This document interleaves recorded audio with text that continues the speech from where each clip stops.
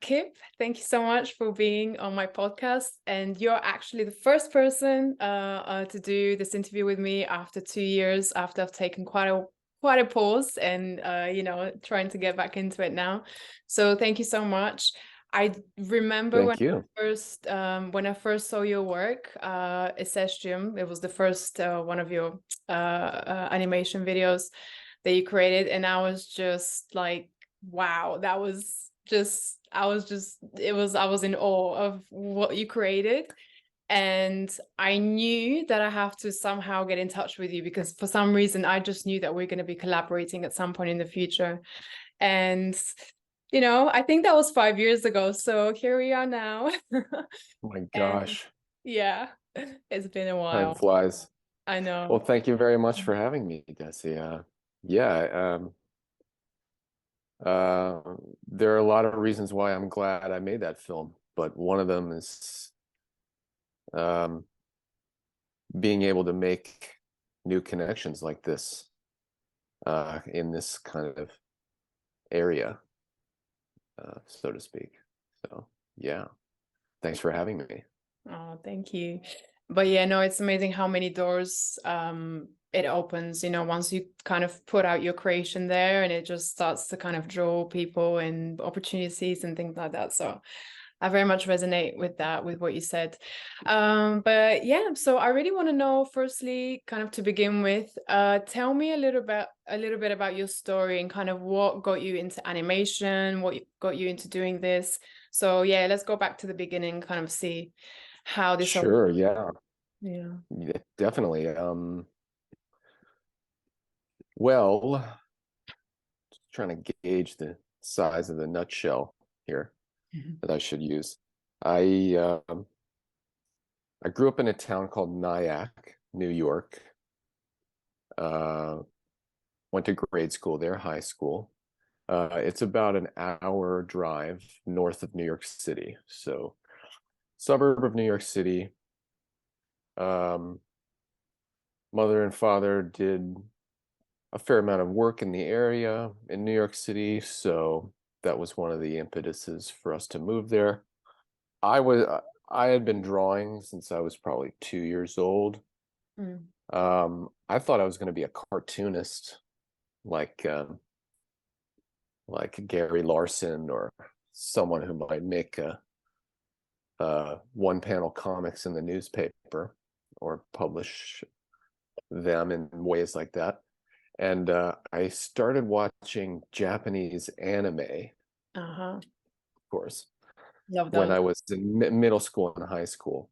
So I would say that was one of the big things that shifted me to a more specific desire to do that kind of art. I knew I'd be involved in art somehow, but that was when I really started getting interested in the animation part. And I went to school for animation in Georgia, in Savannah, Georgia, art school. Very nice town, Savannah. Lovely place to study and work. Very beautiful. And so I graduated in 2008, which was right around the time of a massive economic hiccup, let's say. in the grand scheme of things. Yeah, to say the So, to say the least, I yeah. think we perhaps all can remember that. Certainly here, it was funny timing to be graduating from high school, or graduating from an art university, because as we were studying, we were being prepared for the workforce, and pretty much right when we graduated, my class, we all were given sort of a soft exit message, like, you might want to have a couple backup plans, you folks who are graduating. So that was very strange, because I made most of the friends I have in this space now are people I met during those years at school. And I don't think any of us really got through that completely unscathed. Some people were more unlucky than others, but so there were a few years there where the sparks weren't really flying, things weren't really happening. And then one of my college friends had moved to Philadelphia, and he was working on this animated music video project that he actually had a budget for, and he was actually getting some progress done with. And I started working with him on that, doing effects animation for that. And that actually led me basically to attempt to, I came to Philadelphia basically to work with him on that, but also to see what was going on in the city of Philadelphia. It's funny how when it rains, it pours. It really, there were not a lot of sparks, and then they all kind of came all at once in about a 3-month period. The first 3 months in Philadelphia is when I met everybody who I currently still work with, and colleagues from school. Many of them had moved there as well. So there was a lot going on, and that was great. I was a freelancer for a while, but I also worked full time in the Philadelphia area. And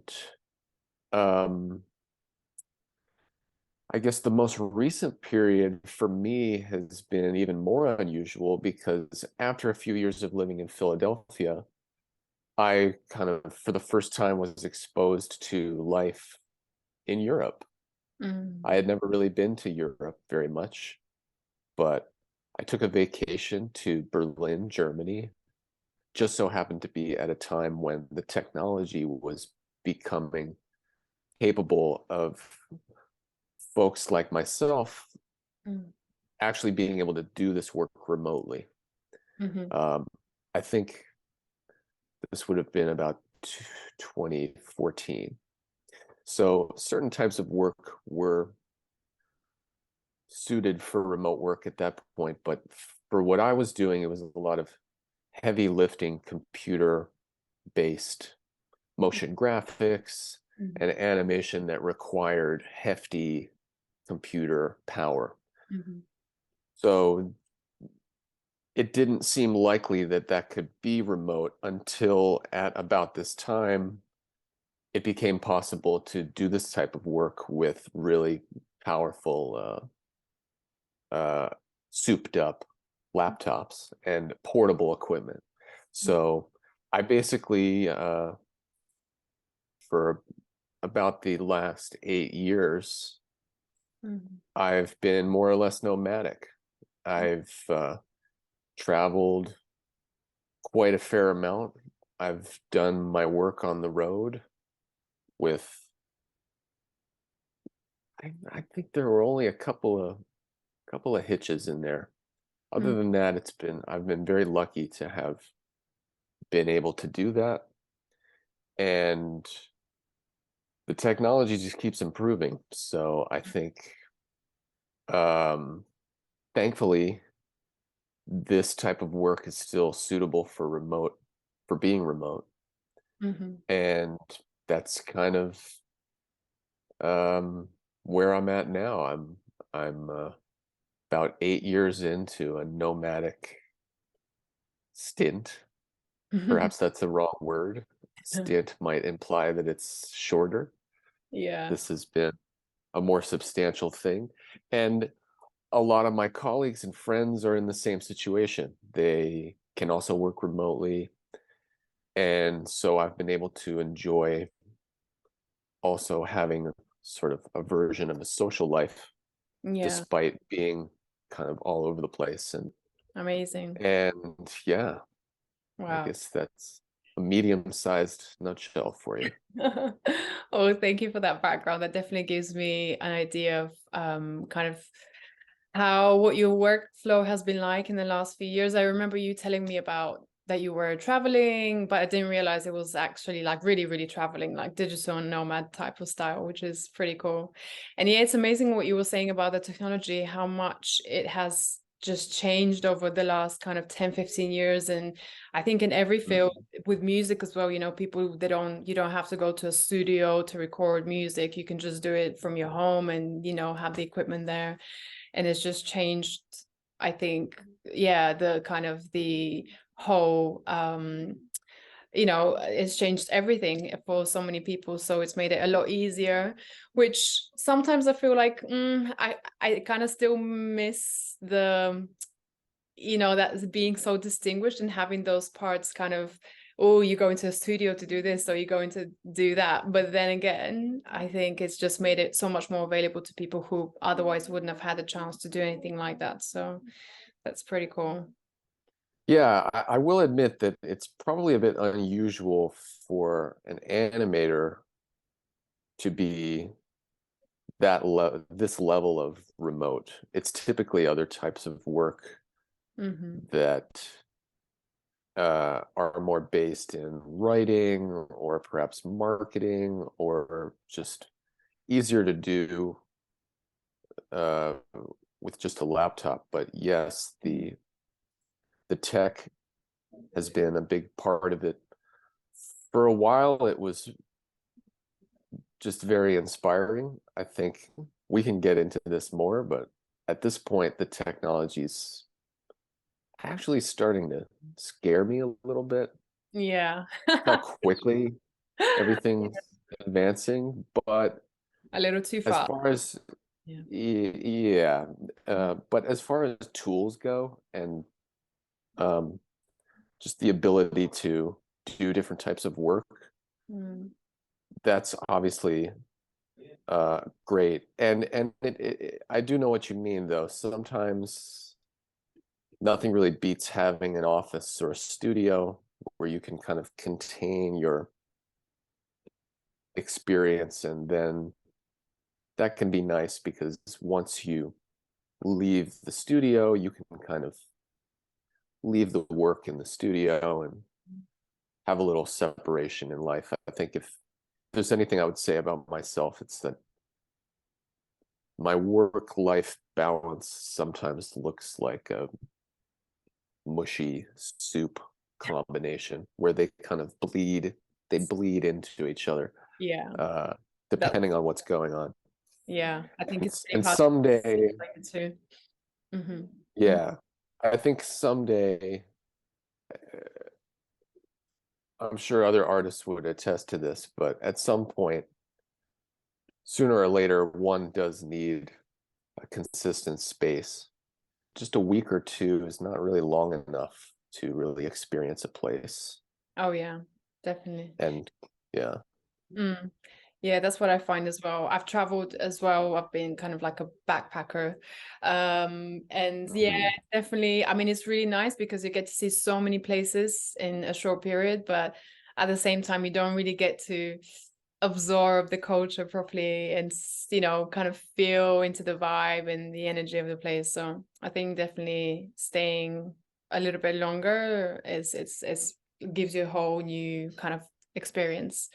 than kind of just traveling. So hi guys, just a quick side note, you may have seen me drinking from this bottle, and I'm super excited to tell you that I've partnered up for this podcast with an amazing company called Life Harmony Energies, who create products made to harmonize and revitalize your energy by canceling out any EMF frequencies around you. They create a bunch of different products, and I've been using this water bottle for the past 2 months now, and I have seen amazing results. One of the main things that I've seen is that I feel so much more grounded and so much more energized than I normally do with drinking normal water. And what this bottle does is that it harmonizes the energy within the water that you're drinking. So make sure you check them out. And now that you're watching this and you're part of my audience, you get to have 20% discount by entering the word Katalyst with a K at the end of your checkout. Let me know if you've tried any of the products in the comments below. Thanks. Many of my favorite places were in South America as well. I think even though I got sick at least twice from what I presume was food or the water, Yeah. I would say that one of my favorites was Bolivia. Oh, yeah. Simply because it's sort of like glimpsing back in time. It's sort of like seeing a society and a civilization before many of these modern developments have taken hold, and it's just I was up in high altitude a lot. I was in La Paz, and the Uyuni Salt Flats was another great location. I love Salar de this. Oh my God. amazing. Yep. So that area was great just because it was so different from normal, I guess you could say, first world Yeah, totally. society. Everyone was basically just farming, living off the land, cuddling with alpacas, and and that was great. And so I've really enjoyed places like that that feel as if they could be a different timeline or just a different point in history, because I think there are a lot of things that are happening in our modern world that many of us are not a fan of, myself included. And it was nice to be in some locations where they're not really thinking about startups and entrepreneurship, and it's really more simple. It's like more about what's happening there. I would say this. I think a lot of that though was just came from the fact that as an American, I'm just sort of amazed that Vietnamese culture is so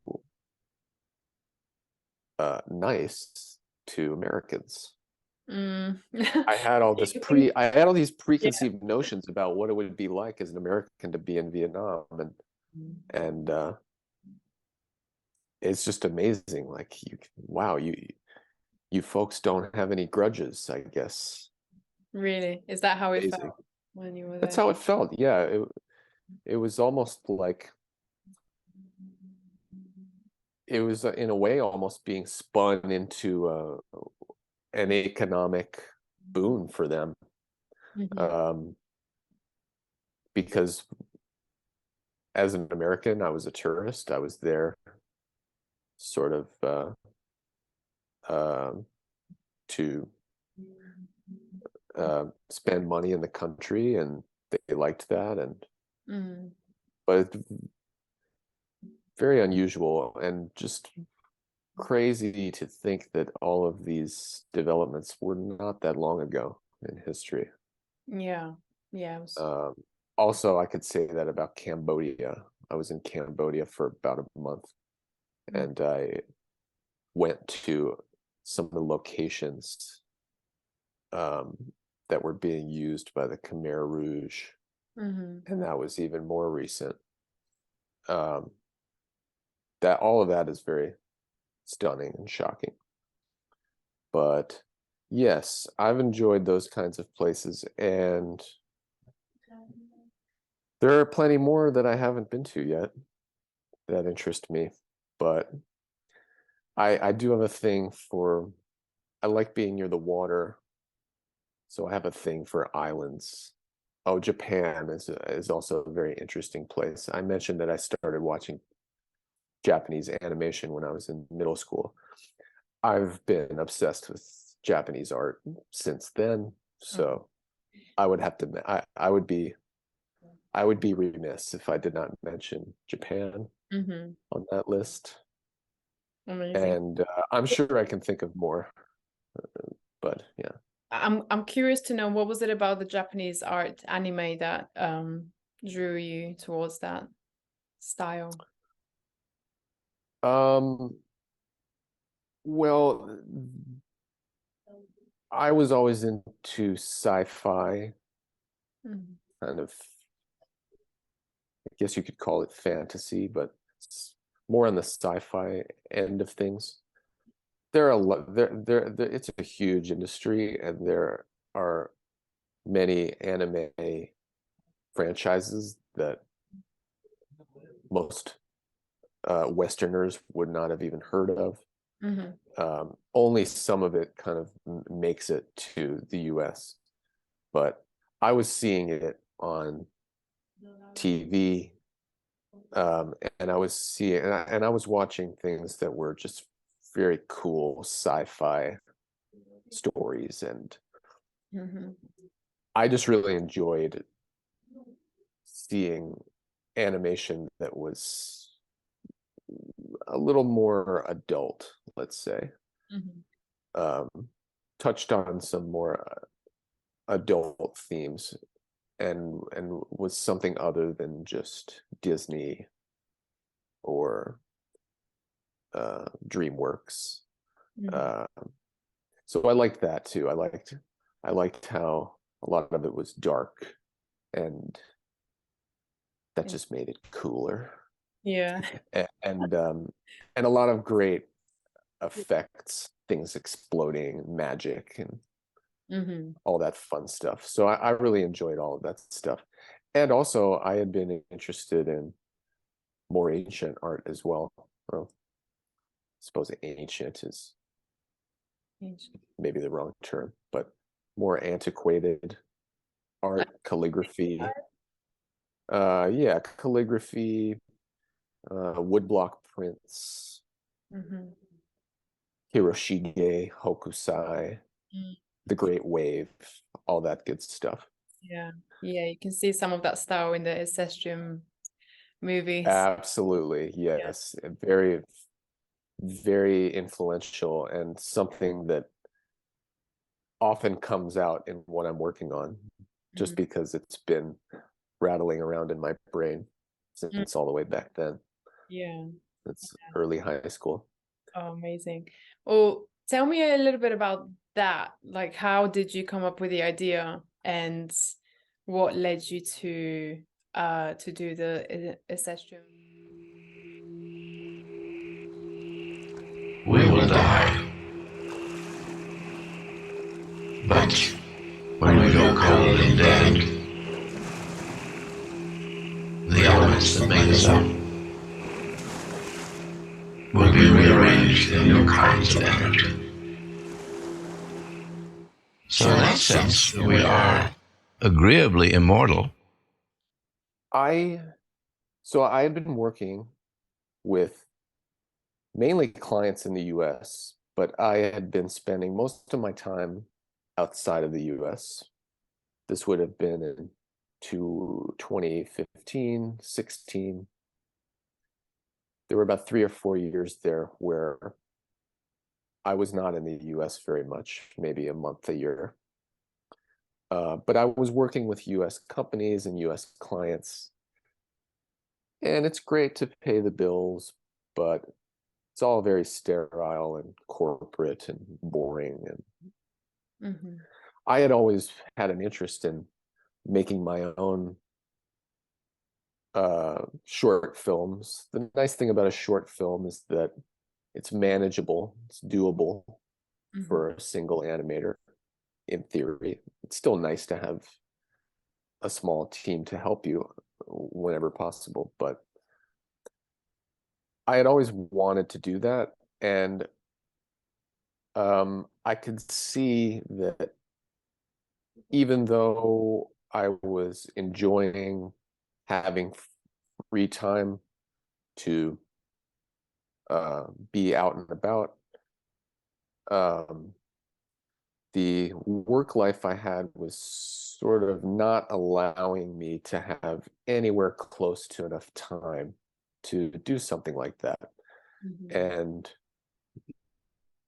I had the idea, I first started coming up with the idea while I was traveling and while I was experiencing countries and cultures in which I didn't understand the language. I am a stereotypical monolinguistic American, so I do my best to pick up whatever I can when I'm in a country, but obviously if you don't stay there for very long, there's only so much you can pick up. But that was when I started thinking about the idea, because in the film, I kind of invented this sort of alien language, if you will, and tried to include a lot of languages without translating anything or revealing what any of it meant, because I had had all these experiences where I was in these countries and all this written language and spoken language was happening all around me.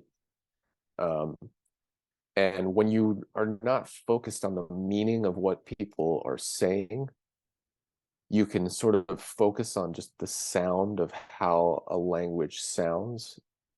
And you get this sort of experience that felt very transcendental, to not even have to know what people were saying to sort of pick up on a mood and an atmosphere.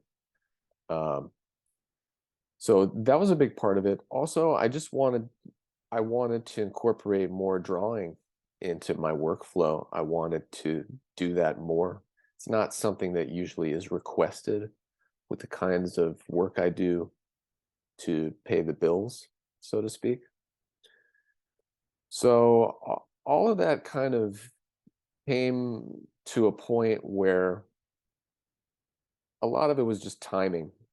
I had been traveling and I had been traveling for a bit with a fair amount of frequency with the number of places I was visiting. I was kind of getting burned out. And I realized that if I really wanted to do this in my spare time on the side of other work, I would probably need 50 years to make this project happen. Wow. That was my estimate. So basically I made it's a bit much, yeah. So I decided if I really want to get this done, I kind of have to make it my main focus, and I'm going to have to ramp down all the other freelance work that I was doing. So I basically made the decision to do that, and that was probably one period in the last 8 years where I basically traveled the least. I kind of put my life on hold, so to speak, and I did have some freelance work happening, but I ramped it way down so that I could have most of my time to work on this. And yeah, that's kind of how it got started. And then there was a Kickstarter push for this in the beginning, which I think was part of what helped the algorithms that connect you and I. Yeah. Because I think this project was it was much different than most of the things I had been working on up until then. Mm-hmm. So yeah, I would say a lot of it was just the desire to make this happen. This is typically something that a person in my position might do later in one's career, after one was maybe retired. You've done the things, you've made it to the end, now you have some time to make something. I thought, I don't want to wait until I'm 70 to make this. I want to do it now. And once it's done, I think I always knew that once it was finished, it would I knew that the idea was sort of timeless enough that once it was done, it could just exist, and then its existing would lead to other interesting things. I was curious just to see what would happen if I could actually say in my body of work or in my portfolio,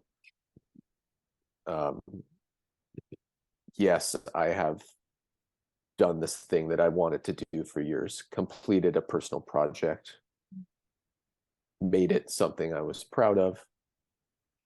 And it was hard because in the end, that process took a few years to get this done, of sort of essentially being in hibernation, stop traveling. Yeah, you had to fully commit. I don't think I took a single trip when I really got into production of this, but I'm a very feast or famine type of worker sometimes. If I'm really into it, I will dive in almost to a point of it being detrimental to my health, let's say. I think that's the mark of a great artist. They get so involved in this world that they completely lose track of like where they are and what they're doing or what else is outside of this bubble that they've created. But yeah, I can resonate with that. Productively stubborn. Yeah.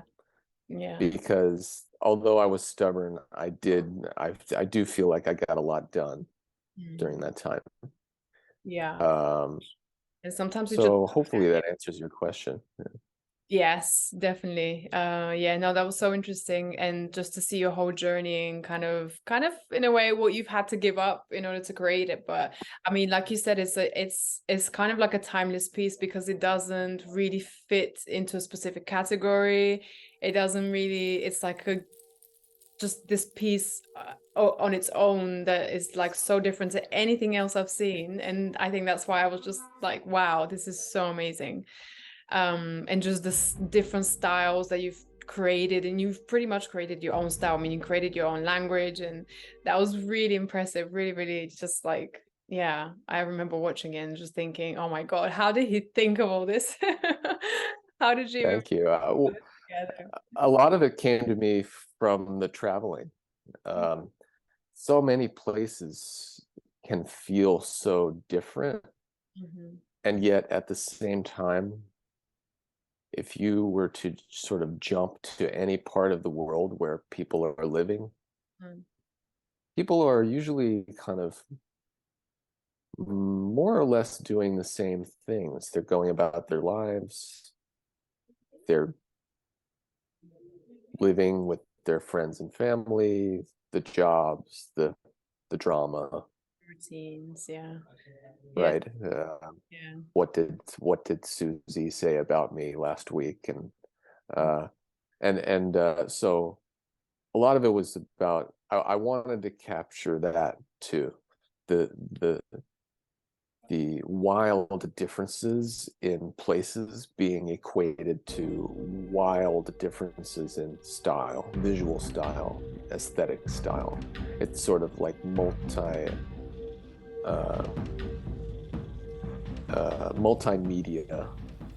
film, you could say, Yeah. because there are all these different looks and styles and sounds, and I wanted that to sort of be informed by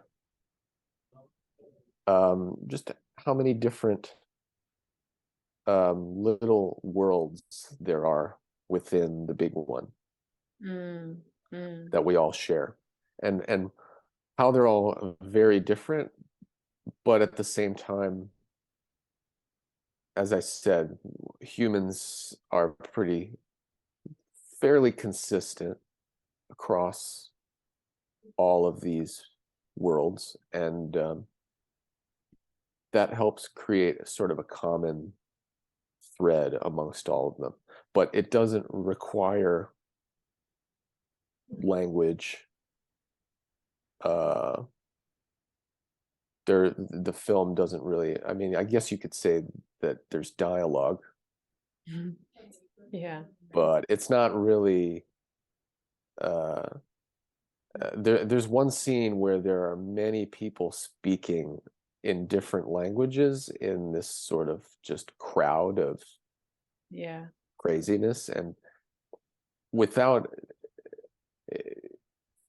from a distant vantage point, it just sounds like a cacophony of chaos. But if you actually spoke one of those languages, you would probably, whatever was said in that language would probably jump out at you to your mind. And that was sort of part of the experiment there, like showing how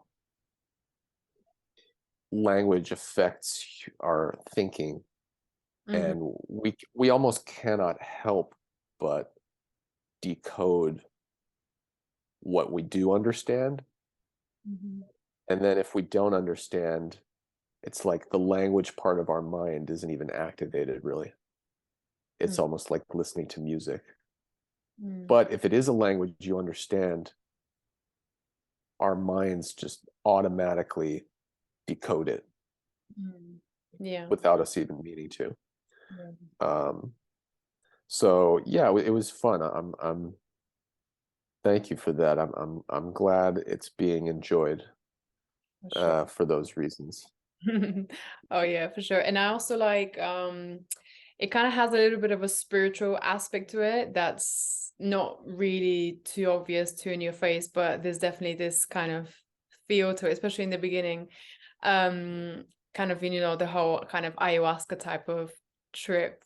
So tell me a bit about that, and have you done any, and what was your it's interesting because actually I was supposed to do an ayahuasca journey in Peru. It didn't happen for some unsavory reasons that I won't get into, but it's interesting because I actually have not firsthand had that experience, and I feel like folks who watch this would maybe assume that I had done that because it seems to be informed by that world. And I was aware of the procedure and kind of what would be happening during a session and what to expect, and I was more or less ready to do it. It just ended up being bad timing, and I never really managed to revisit it. So to answer your question, not yet. I have not engaged with that particular activity, but I do feel like I'm sort of mentally prepared for what that would be like. And I understand I've had that experience. What is it surprising based on how that film is it surprising that that I have not had an overlap with that experience to you, or I guess Yeah, it how kind of is. similar is it? Yeah, it kind of is because I thought, for me, I mean, I thought, okay, you've definitely had these kind of visions in your ayahuasca trip, so maybe that's where that's where this came from. Because I would say if I was to compare an ayahuasca to like a video that I've seen or animation, it will be something like yours, because it was Mm, very much in my own experience, it was very much, you know, things that were just changing from one scene to another that didn't quite make sense, and it was just very surreal type of things. Like, for example, one of the things that I remember seeing was I was kind of thinking, and every thought that I had was just coming literally out of my head, and I could see it kind of like a balloon, you know, just popping out of my head and just floating mm, into space. And I was like, oh my God, no, that's my thought. It was just kind of very surreal, like really random stuff. But there was this feeling that it comes from some part of your subconscious, you know, it's related to something that maybe you felt or that you're dealing with or you've dealt with in the past, but it's in a very surreal type of form, like a kind of like a metaphorical way of seeing it. And I felt like yeah, Ixestum like very much resonated with that whole world and the whole, you know, kind of just surrealist type of things that are not quite making sense, but at the same time, you know what this, we know the meaning that this has for you, you know, is that kind of, mm. yeah. Yeah, I guess one thing I'll say is that even though I never got to try it myself, I do know many people who have, and I think that helped inform some of what I was doing there, because I'm aware of some of the other accounts people have had, and uh, most of the time, from what I hear of people's accounts, there's a very sort of structured underlying theme, or you know, there's some definitive revelation that people often arrive at the end, having to do with what they experienced. And I think also the thing about it is just the dreaminess. I have had a number of dream experiences that probably would be pretty close to an experience like this. Like you were saying, doesn't always make sense. Yeah, like lucid Maybe dreaming. jumps around a bit, but even though it seems like you can't put your finger on it in the moment, at the end of the whole thing, there seems to be a feeling of a sort of some underlying concept or thread to it that kind of it's almost impossible to describe with words. That's Yeah. another reason why I didn't really want to translate any language in the film, because it's sort of suggesting that all words are just thoughts that we've come up with and agree on. And I thought that was brilliant. yeah, I suppose sooner or later I should follow up on that experience that I was not able to have. I feel like Peru would have also been an excellent place to do this. Um, so if I'm ever back in that part of the world, I'll certainly look into it. Yeah, it'll be interesting actually what comes up for you, because maybe you see, yeah, you could see something similar to the film, and then it could be like, quite strange, like, oh wow, so did this came Yeah, somewhere. I've had a number of experiences recently where art I've made kind of not came true, but I witnessed something. Like just recently, I was working on a painting that I was commissioned to do, sort of a beachscape. So I made these two seagulls kind of fighting over something that they're trying to eat. Mm-hmm. And just the other day, I was at a shore and I saw this happen, and I'd never seen it before. So I just thought that was funny. Like, life imitates art. Wow. And I think you're right. I think if I were to have that kind of experience, I have no doubt that there'd be something in there in common, because obviously whatever was in there at the time of my making the film, it's still there and would still inform an experience like that. So I don't know, for me, I feel like it gave me access to the non-physical reality to kind of see what it looks like in a way. yeah, So definitely. it really expanded my mind. I was going to ask you if you have any tips or recommendations for anyone who's thinking of doing it, but I think you already just answered that question there. Yeah. Obviously, going into it with some kind of intention can, I'm sure, help ensure a greater possibility of it being constructive and Yeah. Yeah. good. Yeah. Good. Yeah. Yeah. Good. Having a good I mean, to be honest, even now that the not so good experiences were also really good because they showed me Right. something else that I kind of needed to see. Right. Something like a fear that I had that kind of basically Mhm. manifested itself in my vision.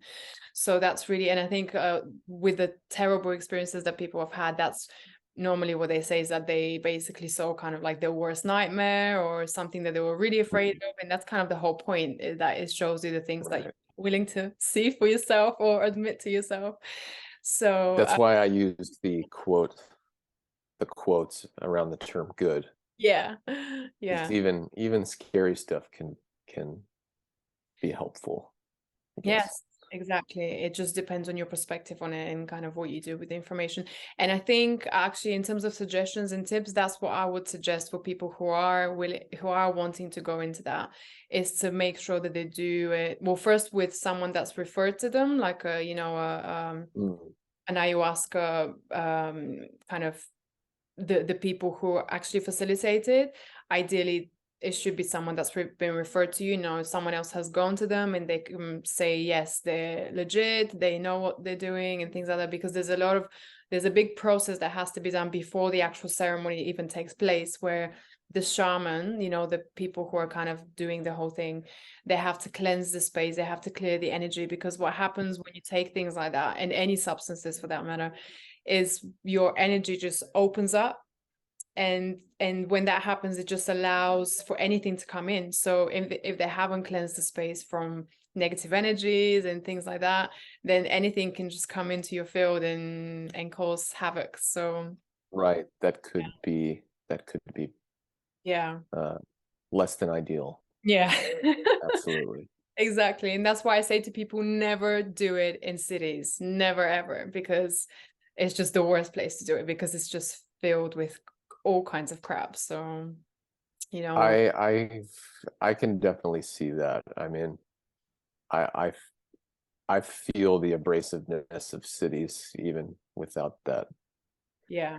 without that level of experience. Well, it's interesting because I've often described my film as basically alien ayahuasca. Yes, that's definitely kind of what it felt like in especially that part where you see this being, this alien kind of going into this tree and taking this thing, and it's very much, I mean, that was, and when you told me, I was like, oh yeah, ayahuasca. Right. Well, it's modeled after it's sort of a ritualistic it's modeled after a ritualistic procedure. Mm, There's an exchange, and there's an in some sort of contact with some physical phenomenon, uh-huh. which is sort of the ingestion part. Yeah, it's like the catalyst of the whole thing. Right. The catalyst, yes. Yeah. Oh wow, Name amazing. drop. Exactly. I That did worked out well. you while you were kind of speaking about your process in the work. I remember I don't know where I heard this, but it was something about how these ideas or these things that we come up that we create, you know, our creations, they're kind of existing already in this space, in like the non-physical reality, and they're kind of just kind of like sitting there waiting for the right person to come in and to I guess to draw that idea, you know, to themselves, or to kind of magnetically attract it. So what's your view on that? Do you find that sometimes, you know, when you're in this space, in the zone of getting ready to like do something, and it's like sometimes no matter what you do, you know, the idea is just not coming, but when you're at the right time, you know, there's just something just drops and you're like, oh yeah, this is what I could do, you know? Have you ever had this kind of experience? Absolutely, absolutely. I often feel like ideas, well, at least creative ideas, if I'm just thinking about the process of creating things, I feel like ideas are often like fruit that is on a tree, kind of like what you were saying. And I could be the one to pick the fruit. Perhaps someone else will pick the fruit. I've often had that thought that the idea kind of exists already in some latent space and is sort of waiting to be born. And I often have this feeling of frustration, or not frustration, but I often get a bit of anxiety when I have a really good idea and I think to myself, I might not be the one to make this idea real, but I would love it if I were involved. And that can often motivate me to get something done quicker, because I might be thinking like, if I don't do this, someone else will. And the idea is there. It's interesting because I've been looking into a lot of the recent developments in the world of physics and the world of quantum physics specifically, because I guess what's happening right now is that people in the space of physics are starting to realize that space and time might not actually be as fundamental as we think it is. And that's really interesting, because that would essentially that would support the idea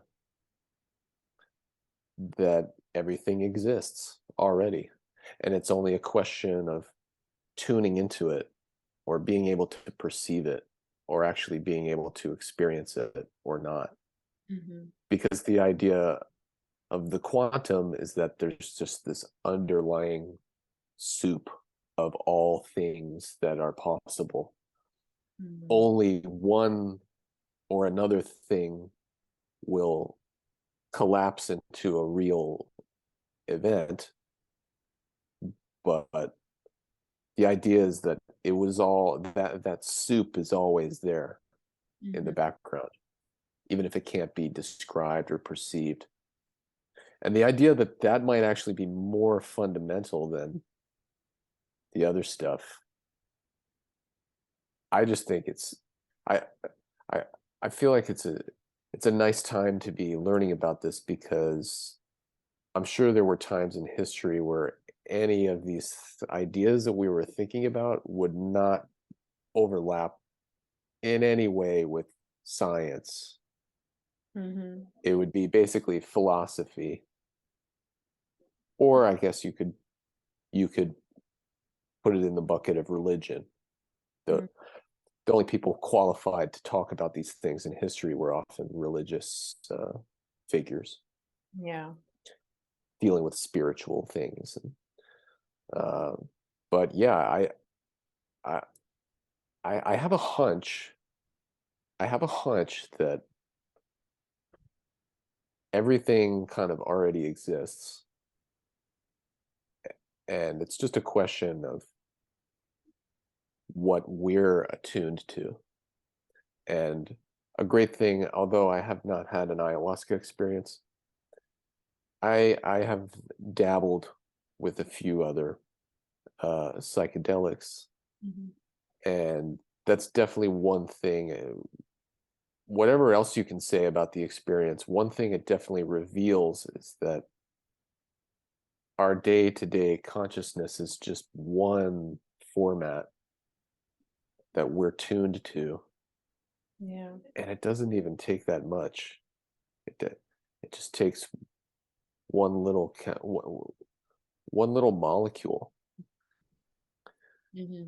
which isn't even really doing anything. The molecule just gives instructions to your brain.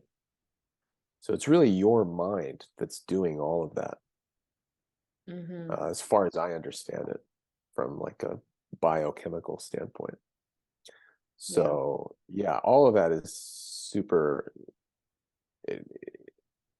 it's sort of hard to talk about in scientific terms because it's so abstract, but I would, my hunch is basically agreeing with that, which you said, which is that my ideas are like little apples, or anyone's ideas, and that it's sort of, it's all there. Yeah, I don't know. I could go on all day about that kind of stuff. I love that kind of stuff. It is, you can get kind of lost in the whole rabbit hole, isn't it? It's definitely a topic that's just never ending. But yeah, I totally agree. And I have to say, I've also had this experience where I would think of something, you know, I have this great idea, and then I'll be like, oh, well, what if someone does it before me? And that actually did happen to me. I remember, like, I think it was around 2018.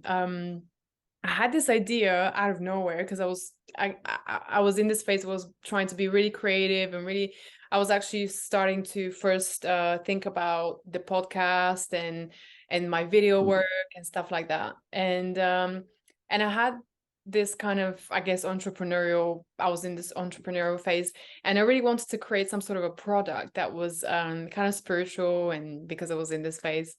And I started thinking of creating these crystal bottles, which I'm sure you've already seen, that have crystals inside of them, where you can kind of, they have like a pocket and you can put crystals inside. So basically the crystals recharge the water, kind of, you know, cleanse the water, negative energy. And I'm sure they already had that somewhere, but it was nowhere around me. It was nowhere where I could see it, you know, kind of in the UK at the time. It wasn't like, I couldn't find any. And then, you know, I started doing, kind of thinking, okay, so what do I need to do? And then, you know, a couple of weeks later, I kind of forgot about it. But then about 2 years later, a year and a half later, I started seeing these bottles pop up everywhere. And I was like, oh, damn it. That was my idea. But, you know, and then that's it. It's like, I've missed it.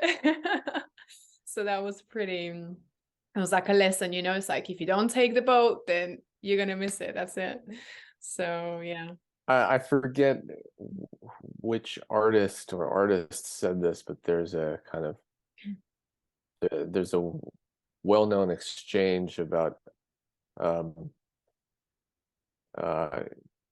know, if anything is art, then anyone can be an artist just by making anything. And the rebuttal to that was, well, you could have made it, but you didn't.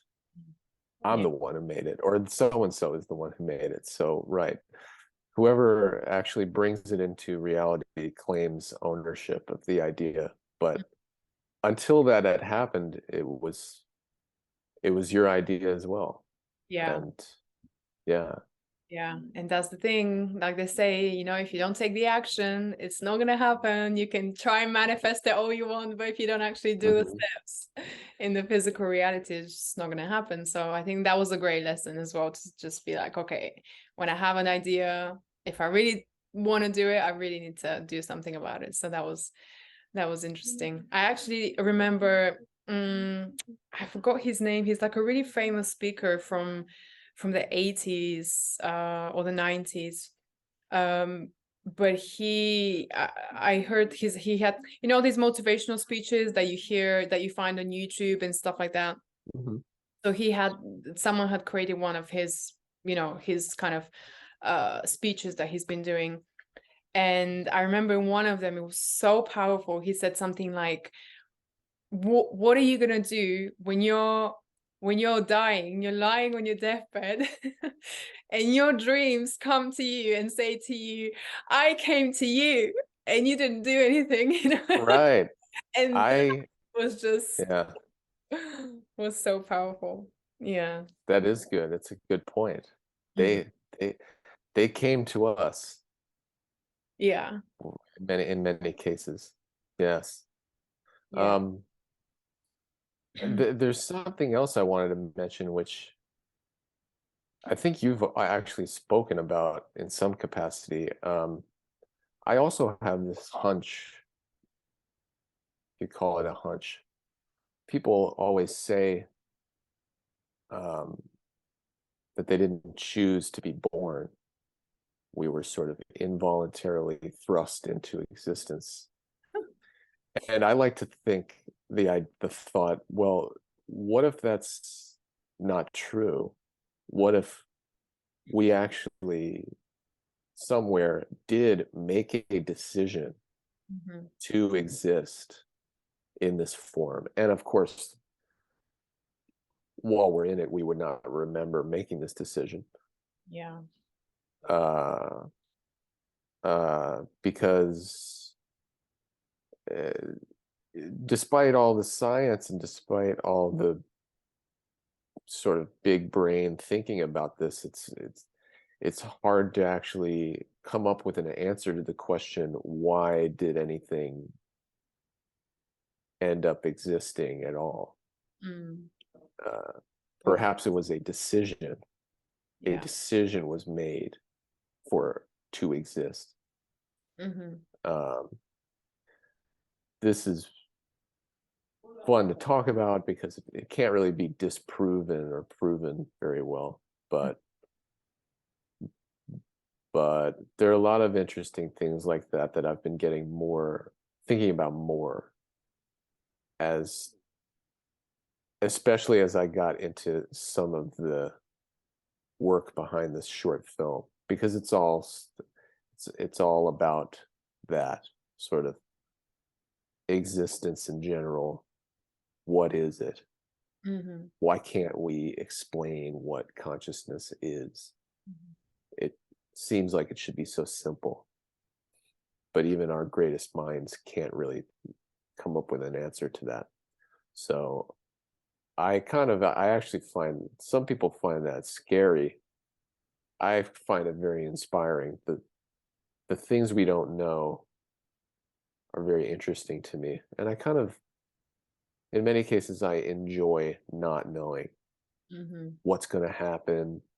I guess part of why I've ended up structuring my life the past 8 years that I have. It's sort of like engineering surprises. I like that. But yeah, that's a really good way to attempting to. Yeah. Yeah. That's a really good way to put it. And no, yeah, I totally, well, I definitely believe that we do choose our lives here. And actually, I recently, what you just said, it kind of reminded me of this talk that I heard from Caroline Myss. I don't know if you've heard of her, but she's a kind of a famous, quite a popular, well-known speaker. And she talks a lot about this in the existence, in God, in our connection to God and the divine and stuff like that. And there's something that she always says. She's like, when people come to her and say, oh, I just want to know why did this happen to me? Why did I have to go through this? And she was like, because it did. It just did. So shut up, just get on with it. It's kind of like this kind of attitude. She's like, we humans get so caught up in having to mentally be able to explain everything and to logicalize it and to understand why and have a reason for everything. And she's just like, just because it did, because you're here, because you exist, you know. And it was just such a, just cutting through all the BS. And it's like, yes, that's it. You just have to, that's it. So it is what it is. It's paradoxically uncomplicated, I yeah, guess you could say. exactly. Yeah. Or we can, in a way, I guess, decrease some of the suffering, because I think a lot of our suffering comes from wanting to know why and understand why certain things happened the way that they did. And, you know, so yeah, I guess we lose a lot of kind of mental energy trying to explain things that we don't really understand. But yeah. Yes, and also thinking that it could have gone differently, or that we could have, I could have made this choice differently or not. It's sort of, there is only one continuum we can experience, which is just what happens, and it is what it is. Exactly. Kind of like what you were saying. Yeah. Yeah. And this, what you were saying as well, it led me to one of your mantras that you live by, that you mentioned here, which is the joy of discovery is always paired with the hopelessness of your search. Do you have it? That's actually from a translation of a section of the book, the I Ching, which is I think it's probably about a 1,200-year-old text, Chinese text. This is a more modern translation, so I doubt that that was expressed exactly that way in the original text. But yeah, the idea of the duality of both of those things sort of being true at the same time. There is sort of there's a joy in a journey, taking a journey, but there's also a kind of somber, bittersweet aspect to it, which is that by nature of the way a journey is, it simply cannot, sooner or later you will reach the destination of that. And it's sort of like traveling across a mountainous landscape. You can be on the top of the mountain, sort of metaphysically speaking, but once you're at the top, if your intention is to keep moving or keep going, you must come down from the mountain. You're not going to be at the top all the time. It's going to be an up and down process. And also just sort of knowing that whatever destination you have ahead of you, it's maybe in the grand scheme of things not quite as big a deal. When you zoom out, everyone's individual journey kind of, it all comes together into this sort of patchwork of everyone's experiences, and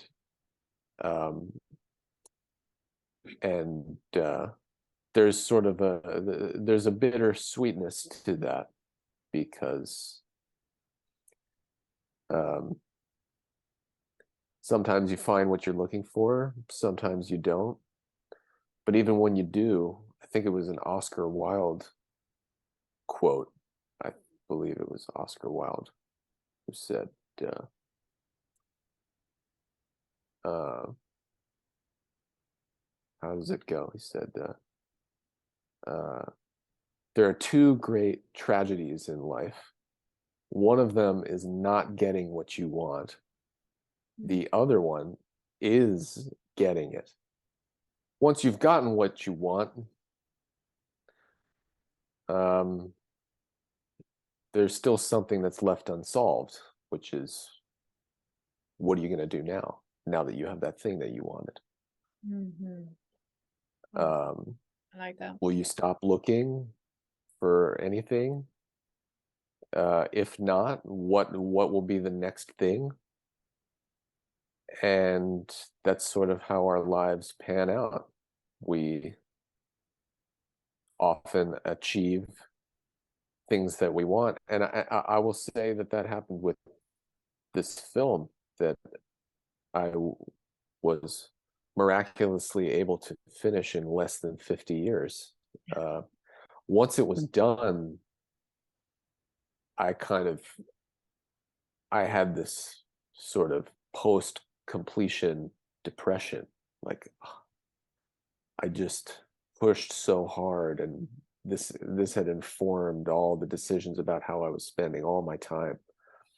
And now I'm like back on the open sea, not sure what to do next. So it kind of, it's happened with me after big achievements like that. The kind of the second part of that mantra, there's joy in approaching the destination, but once you complete it, it can often feel sort of pointless. Like, why did I just go through all that?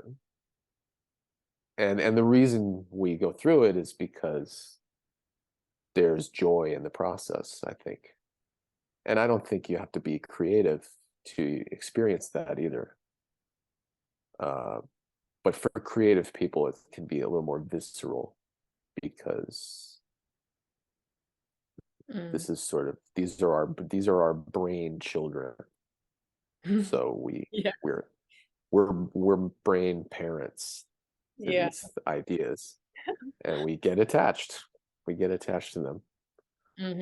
For sure. And I think you've described what I've heard from a lot of people who have kind of, won the medal or the Oscar or the award for whatever, and it's kind of like, okay, now what? What do you, where do you go? What do you do? So yeah, I can definitely relate to that. And also, having worked on a project myself that's taken quite a while, yeah, there's definitely been periods where I just think, God, is it worth it? Is it worth me doing all of this? I was just going to say, you're on your own intrepid passion project journey. I came out of the tunnel maybe slightly before yourself, but they're very similar processes. Yeah, definitely. And yeah, and it's the kind of projects that is, you have to be closed off by yourself in a space for a long period, in order to kind of get this momentum and get the ideas flowing and really get into the zone, because it's so hard to get into the zone in the first place. And you obviously want to stay there as much as you can so that you can milk it.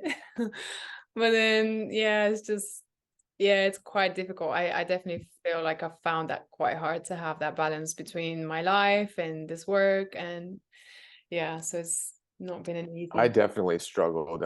I solved that problem by basically taking the life part and just throwing it in the closet, which in the end was probably not the healthiest decision. I could have rebounded from my post-completion depression faster if I'd paid better attention to that part. But yeah, definitely, it's So if you could go back, would you do anything different? What would you do different if you could? just with all of it, or with that particular project? Yeah, with the project.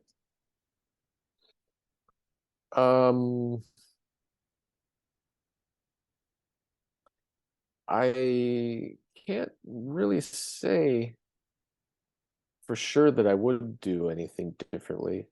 I think a lot of it comes down to circumstance and timing. It was a good was good timing for me to briefly become a hermit. Also, my process happened to coincide with the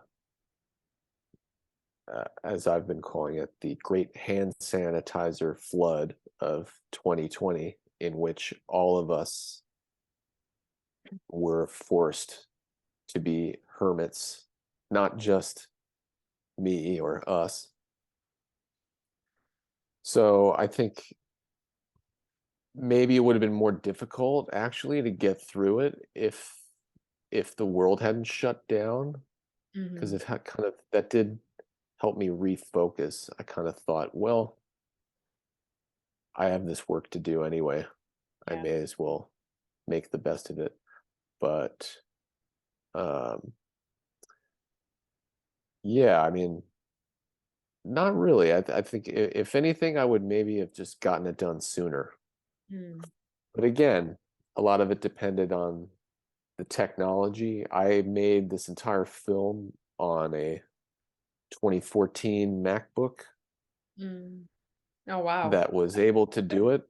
And often while in foreign countries, I started working on it while I was abroad. So a lot of it had to do with that. Just the fact that I had what I needed, technically speaking, Mm-hmm. to get it done. What I really did, what I wasn't sure if I had or not was just the time.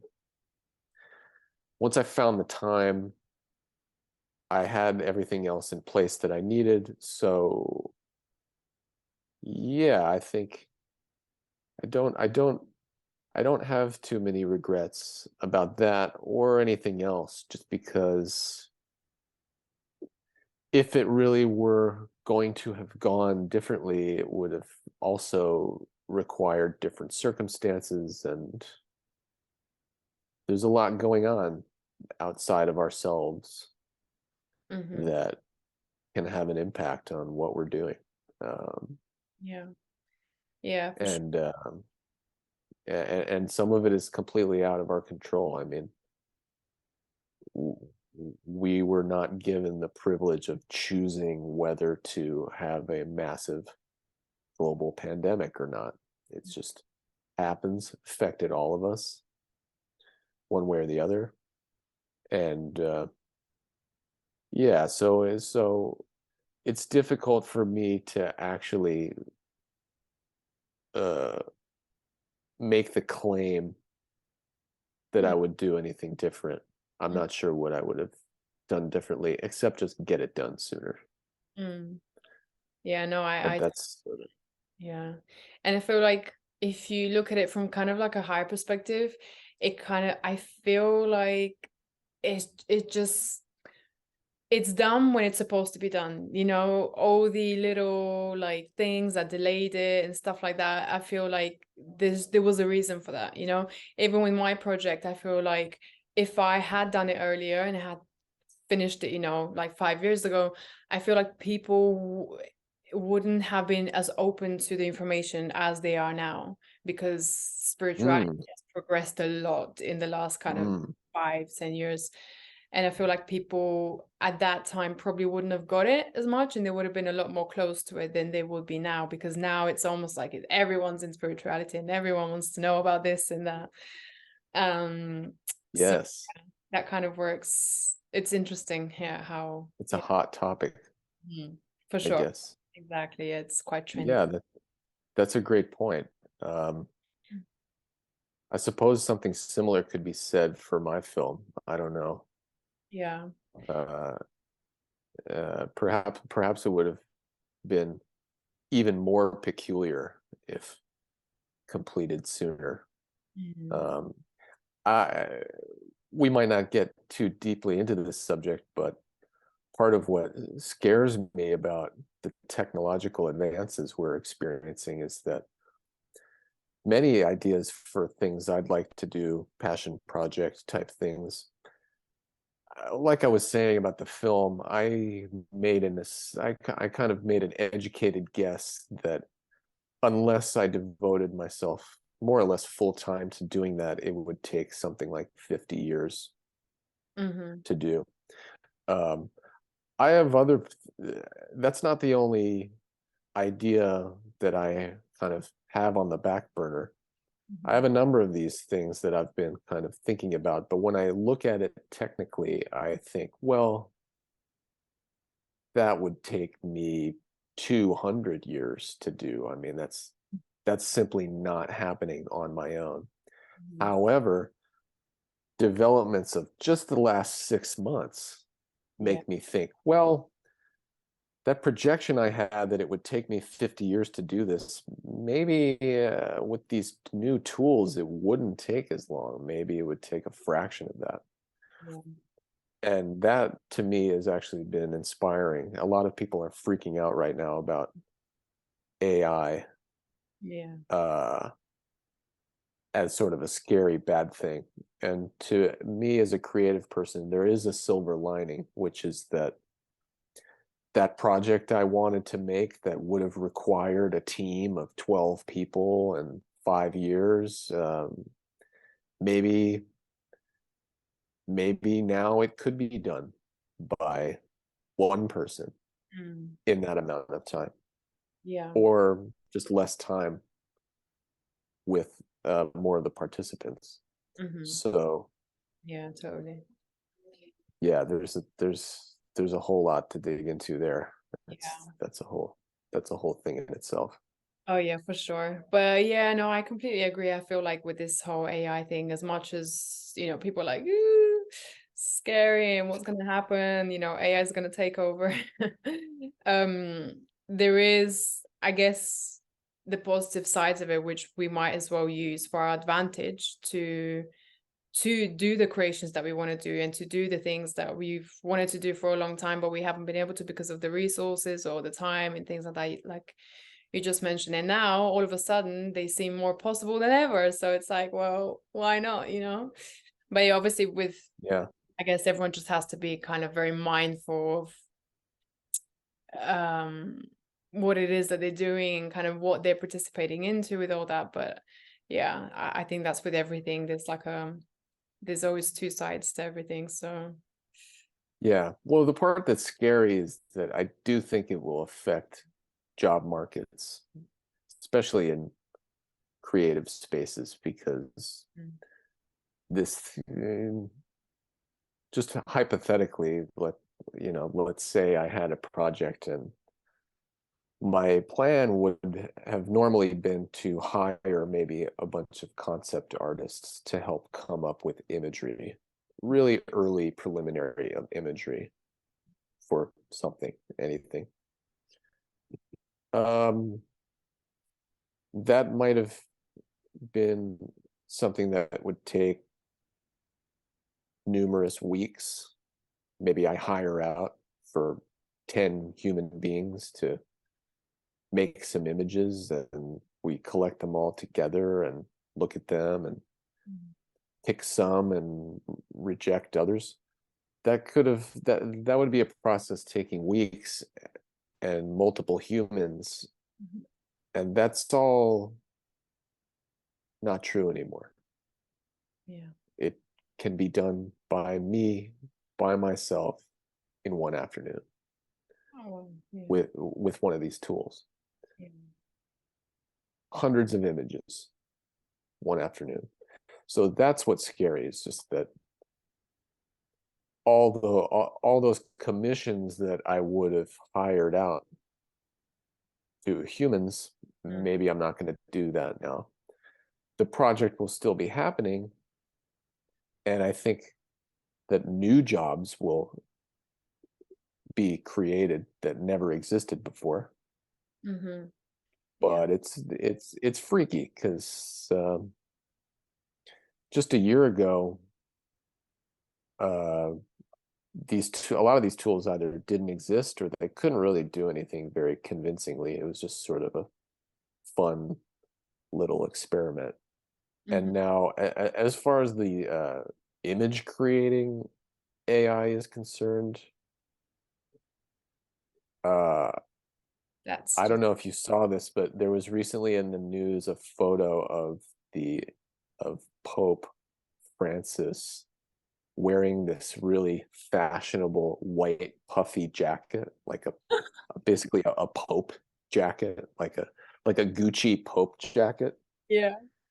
Um, it fooled me too. I thought, wow, that's a really nice jacket, and that's definitely a photo of the Pope, and it wasn't real. It was not a real photo. Oh, Pretty wow. much everyone got stumped, and that was what I was waiting for with this stuff. When people actually start to get stumped, thinking they're looking at a real photograph when it's not real, that's also scary for Yeah. sure. Oh, yeah. Oh, yeah. And that's kind of where we're at now with that. Mm-hmm. Oh yeah, it is scary. And they also have this kind of this app where you could put the face of a famous person onto your body. Mm. They kind of, Mm-hmm. I think maybe you've seen the one with Tom Cruise, the guy that imitates Tom Cruise. And he basically, you know, the AI generates like the face of Tom Cruise, and he's doing whatever he's doing. And it looks like it's Tom Cruise, and it's so real. It's unbelievable. Yeah. Like you would not even think that this is not real. So, Yeah, this is happening also with audio oh, synthesis. mm, I don't want to harp on all the scary stuff here, but that's also scary because yeah. the audio, the voice synthesis is now so convincing that as an American, I don't have much confidence that members of Congress would actually be able to tell that this speech being given by Joe Biden is not actually him. Yeah. And when he says something preposterous, that in this speech, that's now the only way of knowing that maybe it's not real. Just because why would Joe Biden be talking about dragons? That's the only indication, though, because other than that, it sounds like him. Oh yeah. And he And also, there have been some very good celebrity fakes like what you're describing. mm, yeah, Um, so yeah, that's, it is scary. I And I think guess, I don't know, I don't know how post-apocalyptic you want the theme of your podcast to be, but there's yeah, a lot there. there's definitely a lot there. And I think it's just gonna drive people crazy because it's so funny now when I actually think about it, because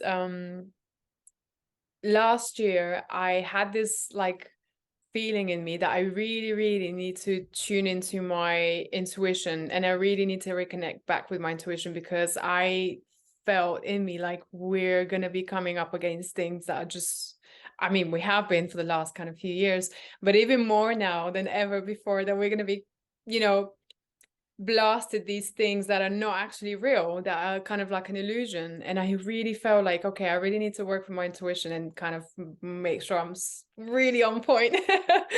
And you know, there's exercises and stuff that you can do which I feel like definitely helped me, but obviously, you know, it's still, your logic can take over at any time. But I feel like now is the most important time for people to be reconnecting with intuition, because it's so easy to be, yeah, just to be like, Yeah, yeah.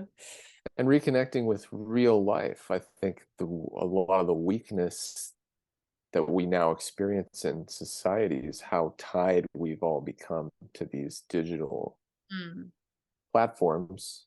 definitely. And if you can no longer tell if a speech or an image is real or not, one solution is to just uh, take it with even more grains of salt and trust the reality-based experience more. Mhm. And I think people have moral hangups about this because they think, well, isn't it better morally to care about bad things happening elsewhere in the world? Mhm. But I think a lot of people are going to have to do this, what you're talking about, reconnecting with intuition and reconnecting with real experience. Mhm. in Yeah. real life. It- Obviously, this is a digital, well, a digitized conversation that we're having, but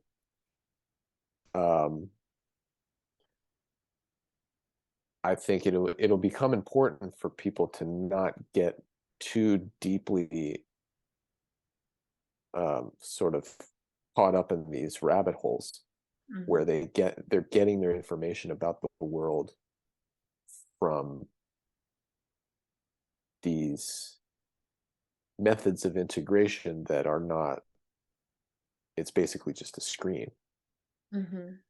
The screen. I think someone like Nostradamus or someone from antiquity once made a prediction about the future, that in the future we would have these magic things called speaking stones, just like this black, like a shiny black stone that you use to like talk to everyone else. Mhm. Wow. Pretty prophetic, because that's basically what we're dealing with now. Yeah. And some people are getting sucked into that speaking stone to the point where they're using it as their window through which they experience life. And that's going to be even more dangerous than it already is. It was already not good for our health Mm. mentally, probably. Yeah. So if there's any silver lining, it's that hopefully people will, just out of necessity from not being able to tell what's real or not on the internet, out of necessity, we will kind of disconnect a little more, get back to our own feelings and intuitions more. Yeah. Yeah. And yeah, For sure. I it's think. easy to fake it's easy to make a fake person if no one ever has to meet them in real life. If they just only interact through Twitter and Instagram, Mhm. you can be a not real person. It's totally doable now. Oh yeah, all the bots and stuff. Yeah, it's Yeah. it's pretty scary. And also the whole thing with the virtual reality now that's like been, kind of taken over, and it's really crazy. I was speaking once to this guy who was working in the virtual in like a company that does the whole virtual reality stuff, and he was obviously he tests the sets and things like that, and he was saying it's so crazy because while you're in this world you completely forget anything outside Mm. of that. You forget that you haven't eaten for like 12 hours, that you haven't gone to the bathroom, that you need to call someone, or you have some appointment that you have to go to. It's like it's so just so confusing for the mind, and it was really scary. He was saying that to me. He's the one working there, so imagine. Yeah, that was. Yeah, one of the longtime colleagues that I met when I first came to Philadelphia, and we still work together a lot. They are a sort of a techie studio here in Philadelphia, and they have a portion of their business that's devoted just to this virtual reality. So they have a lot of good equipment and a good setup, and I spent some time in the matrix, Oh so to yeah. speak. And it's very like you say, it's very engaging, and when you take the goggles off, it's very discombobulating because you remember, like, oh right, I was supposed to have dinner 4 hours ago, or Mhm. whatever I was supposed to do. Yeah. It's and it can be very fun. It depends on what you're doing in the virtual reality. I think I was in some sort of Lord of the Rings medieval archery world, so I was like shooting demons or something. It was fun, Yeah. but it's just like what you said. I took the goggles off, and everyone in the studio had gone home and Mhm. like shut down the studio. I Yeah. was the only one there. And I think at some point while I was in the Matrix, someone said to me like, "Hey, we're we're leaving for the day.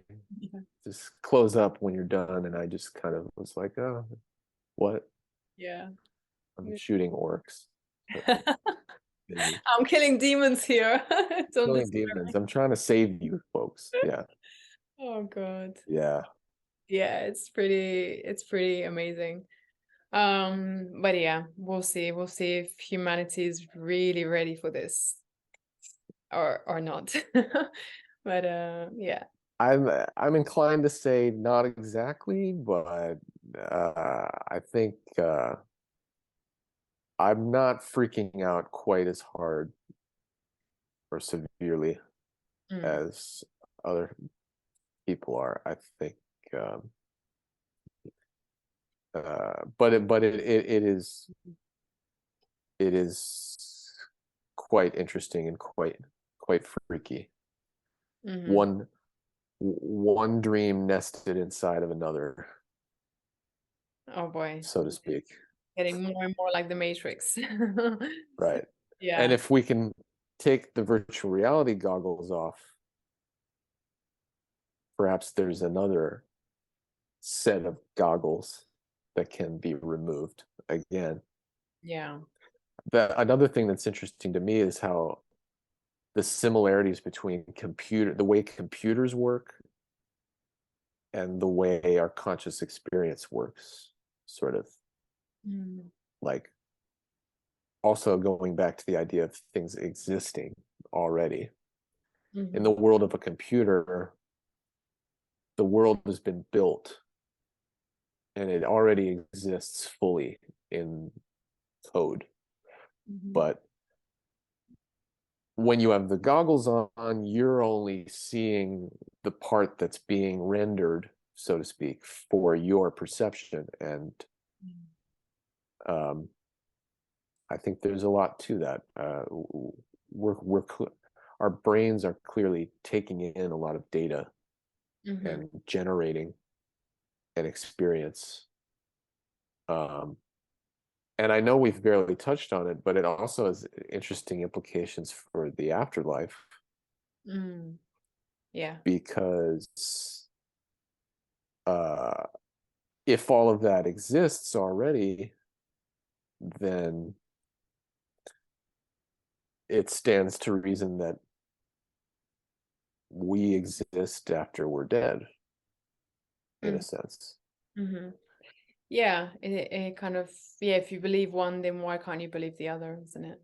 So, yeah. Well, it just they seem to be different revelations that support each other. Mhm, And who would have thought that a scientific movement like quantum physics would actually support the notion mhm, that uh, something that's never been said in science before, which is like, yes, there are things like the afterlife. There are mm, things that exist that we don't interact with directly, but they're there. mm. Um, yeah, Yeah, totally. I mean, yeah, that's a whole another topic about the afterlife, a but lot to dig into there. Yeah, yeah, definitely, for sure. Maybe for the next one. Um, indeed. But I do want to finish one of the things I wanted to finish with was kind of about, the uniqueness and the uniqueness in your work and generally, Mm. what advice would you give to anyone out there who might be an artist, who might be, doing something similar?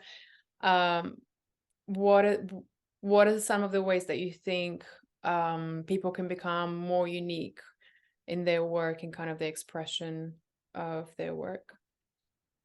Yeah.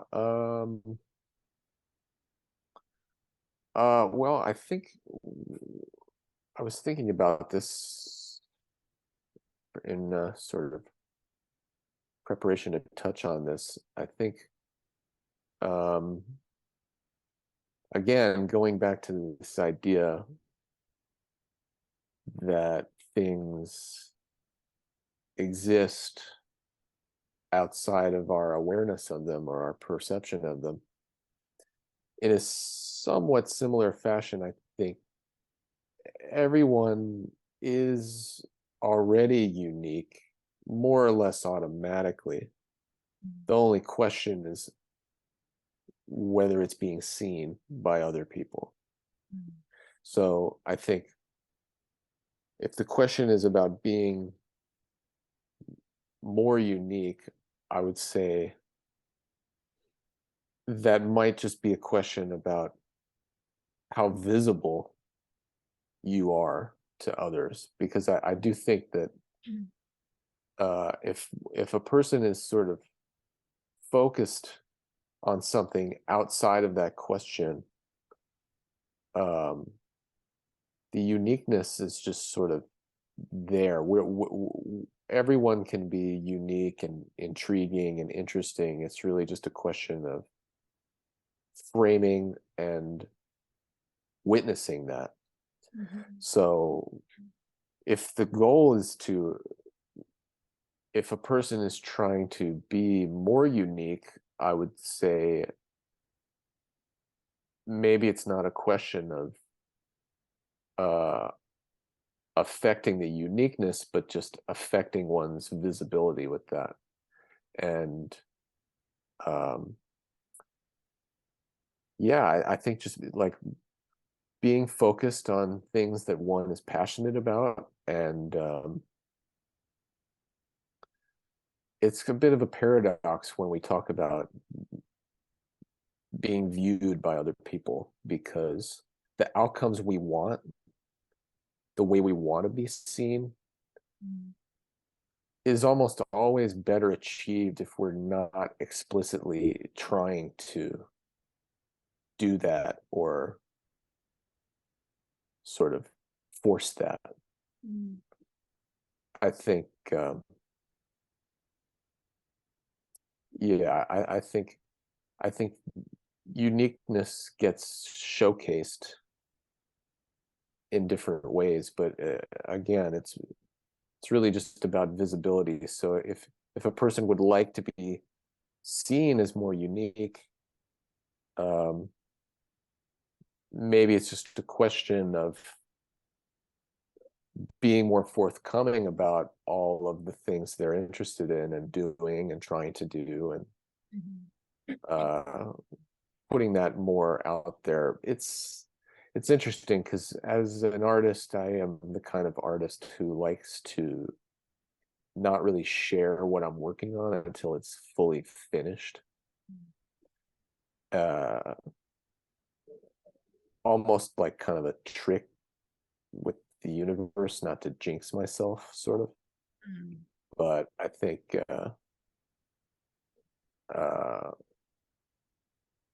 just being open and forthcoming about what you have going on in your life and what parts of your life you enjoy, I think that's all that a person really needs to do. I don't know if there's a way to explicitly just be more unique. I think the uniqueness is innate already. Yeah. And it's sort of like, it's kind of like saying being more conscious. Like, we already are conscious. It's not like we have an intensity dial. It was also funny to me that in school and as kids, teachers and adults would try and tell us to like try and focus, or like try and pay attention. Like if I squeeze hard enough, I can focus more. It's sort of doesn't really work like that. So yeah, I think it's not really like uniqueness is not a muscle that you can squeeze. It's just something about you that comes out when we're doing, I guess you could say, when we're doing what we ought to be doing, or what we're on this planet to do, whatever that may be. No, The most unique people I know are just usually just very focused on that and unapologetic about whatever that is they're pursuing. Obviously, there are some exceptions to that, where obviously you don't want to be a monstrous person or hurt other people, but if we're just talking about life goals and creativity and stuff, I think I guess that would be my long-winded answer to your question about uniqueness. Yeah, no, that was brilliant. Thank you for kind of elaborating on that, because I have to say I agree. I feel like it's more about, are you expressing that, whatever it is that's inside of you? And I feel like that's where people really have the trouble. It's, the inability to express it, the inability to create the thing that you see, or to communicate the thing that you want to communicate. So yeah, I think that's where we kind of struggle a lot of the time. So that's definitely resonates very much. But yeah, well, Kipp, thank you so much. This has been a long time coming. Yes, wonderful. Yeah, this has been great. Do you have any last bits you want to share, or? Well, I mean, I have lots of questions about your projects and what you're working on. Although I will say that happy to be collaborating on some of that. So I've gotten a peek into some of that, but yes. Yeah, I guess I haven't really thought about final words, but no worries. We will die. But when we go cold and dead, the elements that make us up will be rearranged in new kinds of energy. So in that sense, we are agreeably immortal.